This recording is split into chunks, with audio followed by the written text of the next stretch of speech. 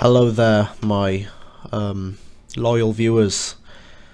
I'm doing parkour again. On camera. So yeah, I should probably invest in a better microphone, but then again, I'm also a cheapskate. So, in fact, I shouldn't invest in a better one. I should buy one so that you guys can actually hear me over the bloody noise of the wind. And I should be a better editor. Yeah. Anyways, enjoy this small tutorial, learn a bit of parkour, learn how to actually be cool like me, I'm the coolest in my school. That's a joke, I'm a nerd, I'm not liked by anyone. Anyways, enjoy the video.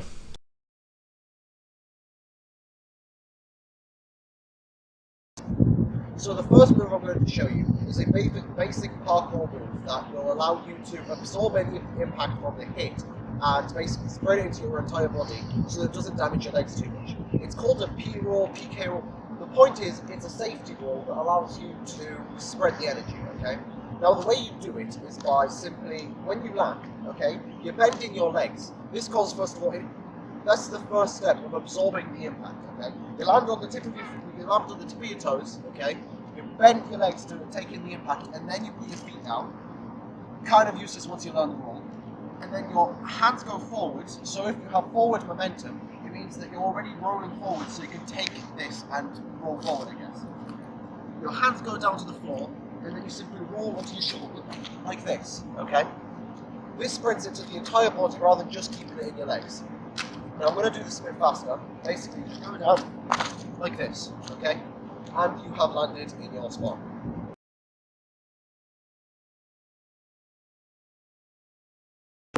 Vault is another basic parkour move used to avoid obstacles in your way.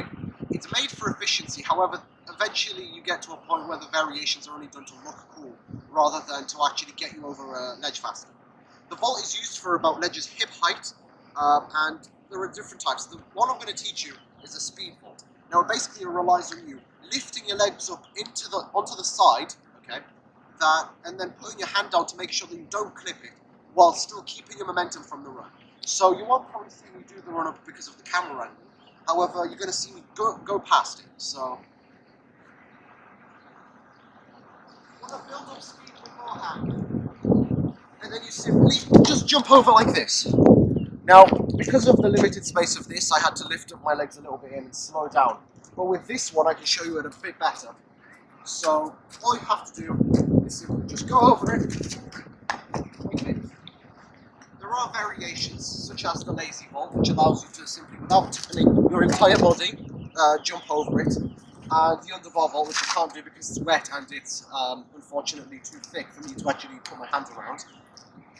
But that's the basics of the vault.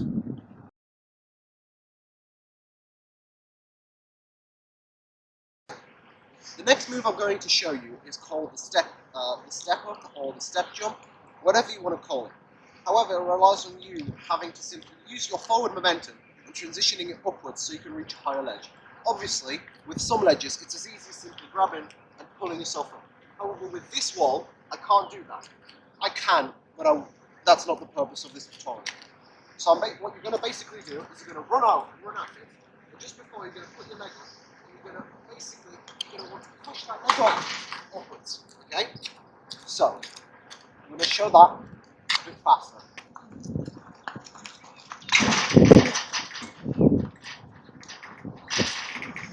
And that's how you do it.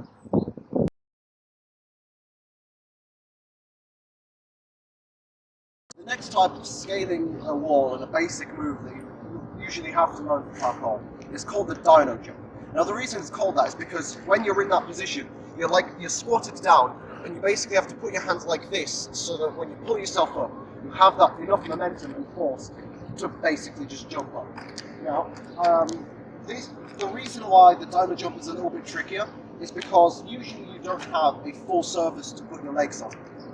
With this surface, I can only barely put my toes onto it, and professionals usually don't have anything. They are only holding them with their hands and putting their feet flat onto the surface. Luckily, I have enough strength in my toes that I can do this pretty easily. So basically, like this, you have your toes inside, and try and pull yourself down so that when you jump up, you have more time to accelerate and therefore increase your kinetic energy. So, you like this, you basically just jump up. Like so. This is especially useful if you don't have any footholds or handholds in between. But it's also a good way to show off in front of your friends that you have strength in your toes and you can really jump high surfaces in a short amount of time.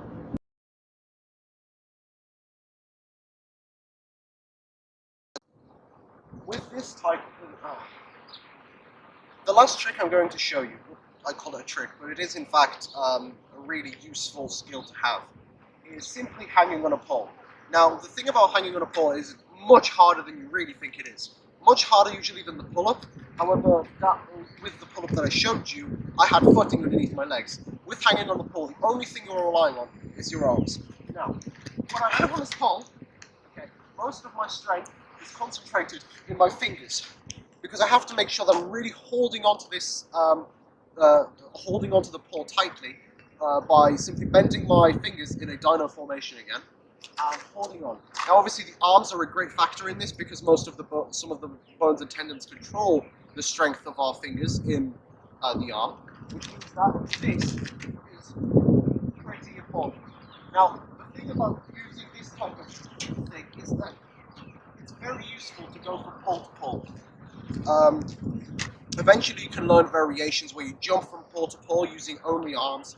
Eventually you can swing using only one hand, which I'm not yet capable of. And you can, well, it's also really useful to build up that arm strength that is really necessary for any other parkour tricks. And in general just builds up your physical stamina.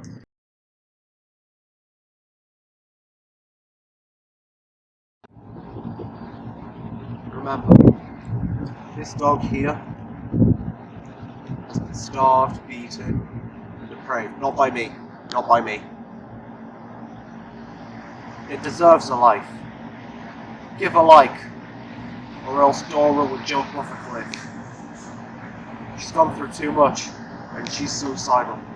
Help her pay for her therapy with the dog doctor man and the veterinary man.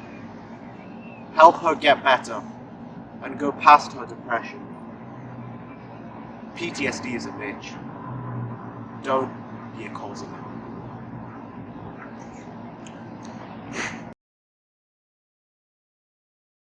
All you have to do is make sure that your hands are secure on the ledge, and all you have to do is pull yourself up.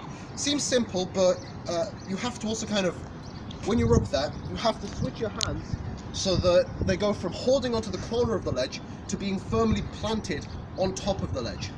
So, if I pull myself up now, alright,